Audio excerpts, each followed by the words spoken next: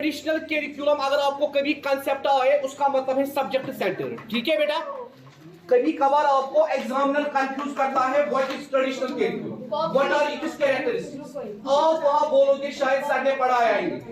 Traditional curriculum इसी का नाम है। किसका बेटा? सब्जेक्ट सेंटर करिकुलम का और एक नाम है ट्रेडिशनल करिकुलम। ठीक है बेटा, तो हम कहते हैं हमारे सिलेबस में एक तो एक्टिविटी सेंटर्ड है, दूसरा बेटा सब्जेक्ट सेंटर्ड है एंड तीसरा चाइल्ड सेंटर्ड। ठीक है बेटा, ये तीन हमारे सिलेबस में, ये तीन हमारे सिलेबस में है। जनरल में बेटा 6 टाइप्स ऑफ करिकुलम्स है, जनरल में 6 टाइप्स ऑफ करिकुलम्स है। और बेटा हमारे सिलेबस में कितने हैं बेटा? 3। मगर बेटा मेरा आप लोगों से क्वेश्चन है, हम क्यों एक ही करिकुलम नहीं पढ़ते हैं? हम क्यों एक ही करिकुलम नहीं पढ़ते हैं? क्यों हमारे सिलेबस में 3 करिकुलम्स मेंशन किए गए? मैं बोल रहा हूं ना क्यों। हम लेटर ऑन देखेंगे बेटा, हम लेटर ऑन, क्योंकि बेटा हमें खाली करिकुलम ही नहीं पढ़ना है, हमें इसके मेरिट्स एंड डिमेरिट्स पढ़ने हैं। हम लेटर ऑन देखेंगे इस करिकुलम को सजेस्ट किया गया है किसको बेटा? Child centre. प्रेजेंटली जो आप करिकुलम पढ़ रहे हो इट इज चाइल्ड सेंटर। ठीक है बेटा, प्रेजेंटली जो आपके स्कूल्स का करिकुलम है it is child centre, it is child centre. ठीक है बेटा, मगर मेरा आप लोगों से क्वेश्चन है, हम बेटा क्यों एक ही करिकुलम नहीं पढ़ते हैं? क्यों ये 6 टाइप्स ऑफ करिकुलम? बोलो बेटा निशा, क्यों? इस क्यों का जवाब आपको यहां मिलेगा।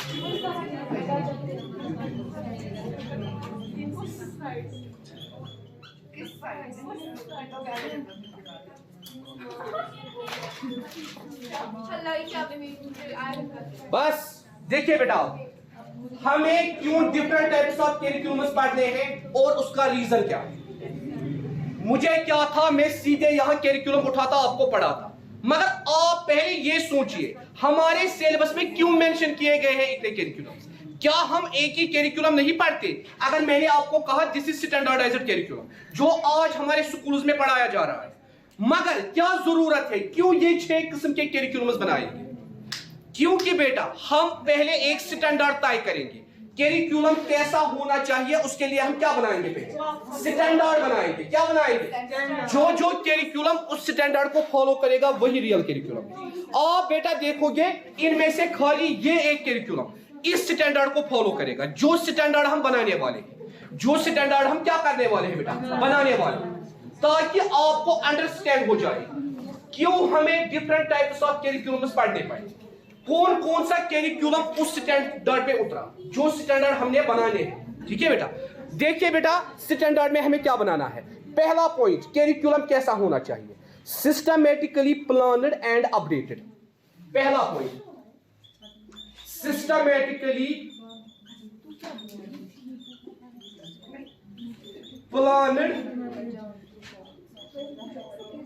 And updated. करिकुलम ऐसा होना चाहिए, जो क्या होना चाहिए बेटा? प्लान्ड भी, मगर कैसे प्लान्ड? सिस्टमैटिकली। दूसरा बेटा अपडेटेड, जो वक्त के साथ साथ अपडेट हुआ हो, जो वक्त के साथ साथ क्या हुआ हो बेटा? अपडेट हुआ हो। अभी तक आपने बेटा पढ़ा, अभी तक 3 कमीशन आए जिन्होंने बेटा हर किसी करिकुलम के बारे में हमें बताया और उसकी अपडेट के बारे में हमें बताया। Secondary education commission, Indian education commission and national policy on education, जिन्होंने करिकुलम्स को कंटिन्यूअसली, ताकि जो हमारा करिकुलम हो ये बेटा किसके साथ? Social needs and individual needs के साथ एडजस्ट कर सके। जब ये क्या होगा बेटा? सिस्टमैटिकली प्लान्ड एंड अपडेटेड, जो वक्त के साथ अपडेटेड हो। दूसरा पॉइंट, करिकुलम कैसा होना चाहिए? It reflects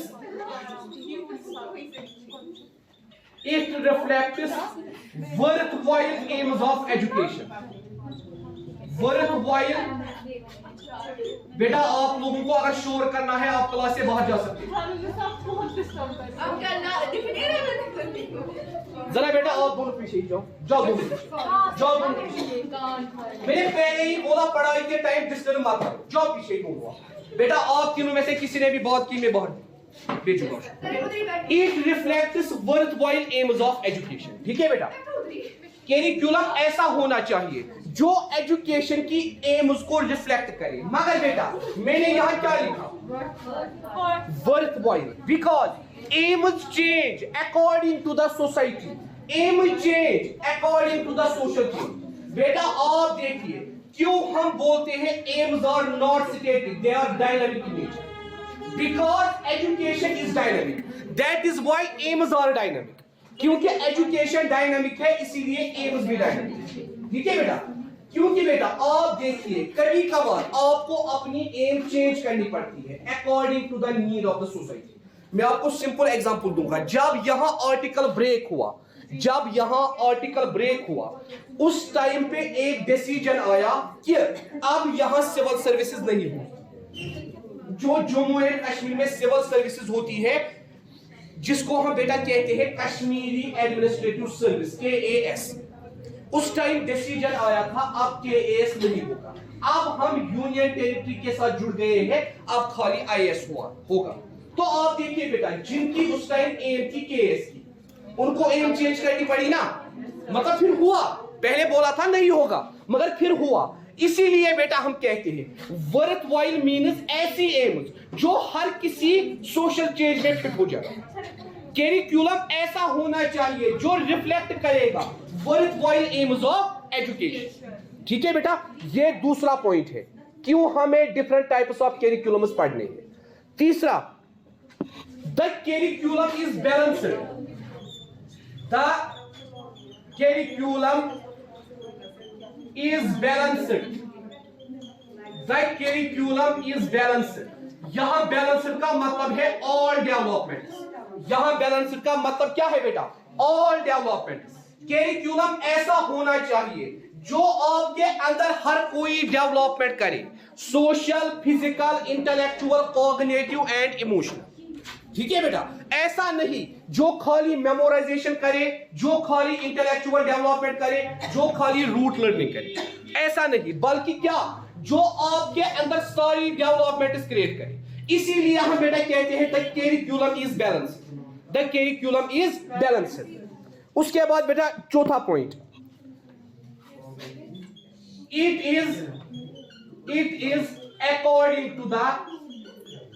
it is according to the needs, interests, it is according to the needs, interests, according to the needs, interests and ability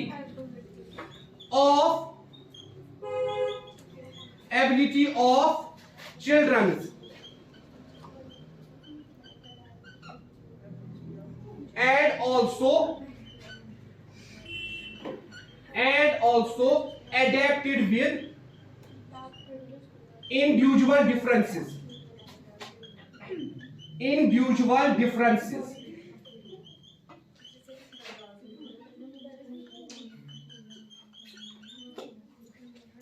curriculum कैसा होना चाहिए, नीड के हिसाब से, इंटरेस्ट के हिसाब से एंड एबिलिटी ऑफ चिल्ड्रन इसके हिसाब से, ताकि बेटा ये एडेप्ट कर सके किसके साथ, इंडिविजुअल डिफरेंसेस के साथ। ये एडेप्ट कर सके किसके साथ बेटा, इंडिविजुअल डिफरेंसेस के साथ। ये क्या कर सके, ये एडेप्ट कर सके इंडिविजुअल डिफरेंसेस के साथ। इंडिविजुअल डिफरेंस हम किसे कहते हैं, how two individuals are different from each other.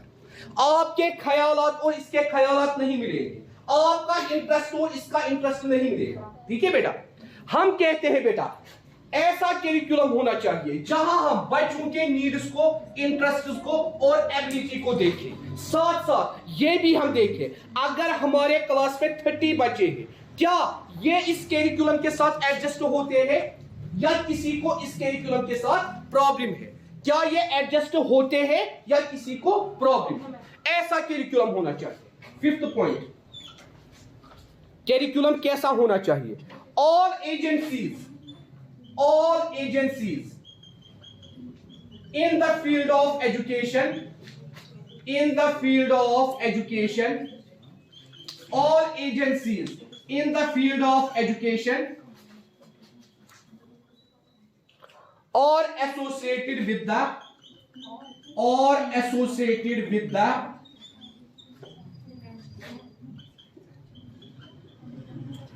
or associated with the development, implementation,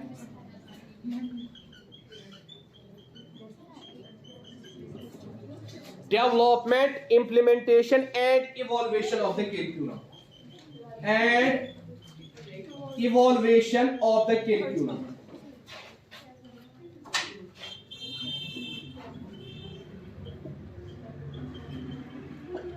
All agencies in the field of education are associated with the development, implementation and evaluation of the curriculum. All agencies. शिफा उठेगी और ये explain करेगी यहां all agencies का मतलब क्या है? All agencies का यहां मतलब क्या है? Formal, non formal, informal. मैं बोल रहा हूं बेटा main classification, formal, informal, non formal. ठीक है बेटा, यहां बेटा सारी एजेंसीज हमें खाली फॉर्मल एजुकेशन का ही करिकुलम नहीं देखना है, हमें ये देखना है जो हमारी इनफॉर्मल एजुकेशन है, जो हमारी नॉन फॉर्मल एजुकेशन है, क्या उनके लिए भी ये करिकुलम सूटेबल है या नहीं। मतलब सारी एजेंसीज ऑफ एजुकेशन के लिए ये करिकुलम क्या होना चाहिए बेटा? सूटेबल होना चाहिए। इसीलिए जब भी हम करिकुलम बनाएं हमें बेटा एक्सपर्ट्स को लाना है तीनों एजेंसीज से, फॉर्मल से भी, इनफॉर्मल से भी, नॉन फॉर्मल से भी। इसीलिए बेटा अगर आपको याद होगा दूसरे लेक्चर में हमने कहा कौन कौन से मेंबर्स होते हैं जो करिकुलम को फ्रेम करते हैं। जहां हमने कहा डाइट के मेंबर्स होते हैं, स्टेट इंस्टीट्यूट ऑफ एजुकेशन के मेंबर्स होते हैं, रिटायर्ड प्रिंसिपल्स होते हैं। ठीक है बेटा, यूनिवर्सिटी से लोग आते हैं। मकसद क्या होता है बेटा? करिकुलम को हम बेटर बनाए जो सबके लिए सूटेबल हो, चाहे वो फॉर्मल एजुकेशन में पढ़े, इनफॉर्मल एजुकेशन में पढ़े या नॉन फॉर्मल एजुकेशन में पढ़े। उसके बाद बेटा 6th पॉइंट हम कहते हैं बेटा करिकुलम क्या होना चाहिए? It is implemented rationally and scientifically. It is implemented rationally and scientifically. It is implemented in rationally and scientifically. Curriculum ऐसा होना चाहिए जो दोनों तरीकों से इंप्लीमेंट हो। रेशनली मीन्स जो आपको क्या बनाए बेटा? जो आपको रेशनल बनाए, थिंक करने पे मजबूर करे, आपके एरियाज को तब्दील करे। एंड साइंटिफिकली जो बेटा साइंस एंड टेक्नोलॉजी के साथ साथ एडेप्ट करे, जो साइंस एंड टेक्नोलॉजी है उसको उसके साथ एडेप्ट करे, जो साइंस एंड टेक्नोलॉजी के स्किल्स बच्चों के अंदर लाए। ठीक है बेटा, it is implemented rationally and scientifically.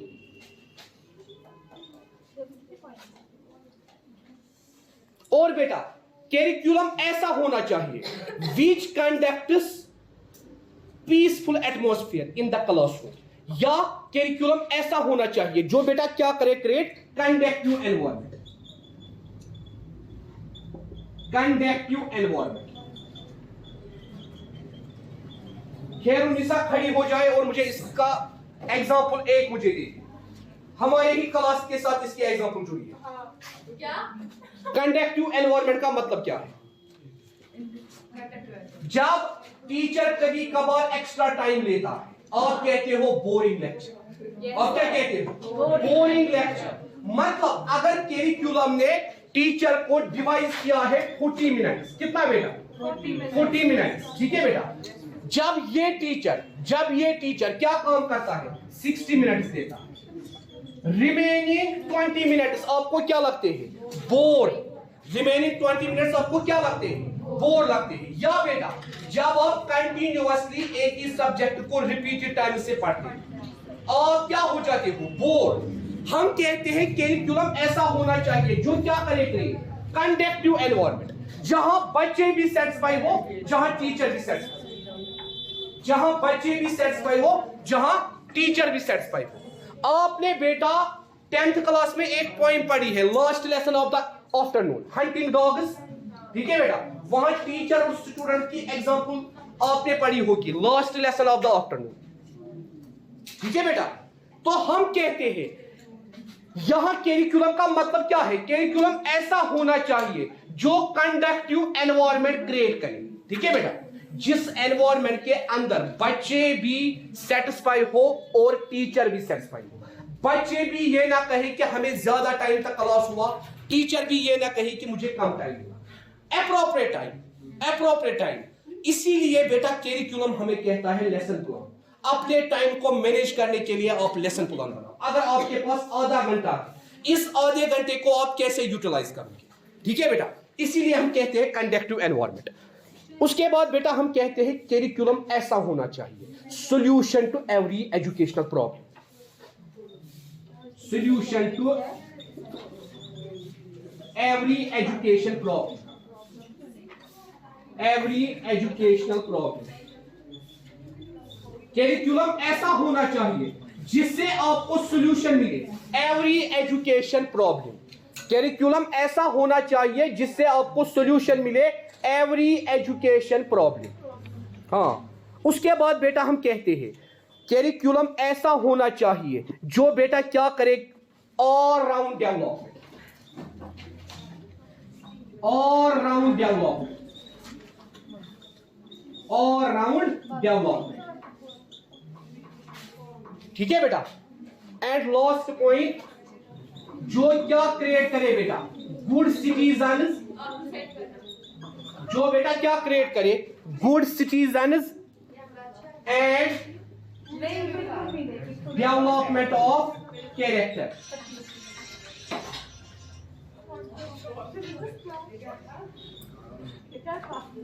Good citizens and development of character, ये बेटा हमारा स्टैंडर्ड। यही रीजन है why can we study many types of curriculums. अब आप देखेंगे जब हम ये 3 कैरिकुलम्स पढ़ेंगे, activity centred, subject centred and child centred, कौन कौन सा कैरिकुलम इस स्टैंडर्ड पे उतरेगा, किस किस कैरिकुलम में ये पॉइंट्स आएंगे। यही वजह है बेटा हमें डिफरेंट टाइप्स ऑफ कैरिकुलम्स पढ़ने हैं, ये स्टैंडर्ड चेक करने के लिए कि ये स्टैंडर्ड किस कैरिकुलम के अंदर आपको मिलेगा। यही वजह है आपके सिलेबस में बोर्ड ने 3 किस्म का कैरिकुलम रखा है, वरना हम एक ही कैरिकुलम पढ़ते। जो आज आप बेटा पढ़ रहे हो चाइल्ड सेंटर्ड कैरिकुलम, मगर बेटा क्या जरूरत थी एक्टिविटी सेंटर्ड की या क्या जरूरत थी सब्जेक्ट सेंटर्ड की? इसको आप बोलते हो ट्रेडिशनल कैरिकुलम। ठीक है बेटा, हमारे सिलेबस में यही 3 है, activity centred, subject centred and, मगर बेटा हम कंसेप्ट लेंगे इन 2 का भी, इसका भी और इसका मैं आपको लिटिल बिट कंसेप्ट दूंगा और इसका भी। उसका वजह यह है इस साल क्वेश्चन आया था डेफिनेशन ऑफ कोर कैरिकुलम, इस साल क्वेश्चन आया था। मुझे बच्चों ने उसी टाइम फोन किया, सर हमारे पेपर में 2 मार्क्स वाला क्वेश्चन आया था, व्हाट इज कोर कैरिकुलम।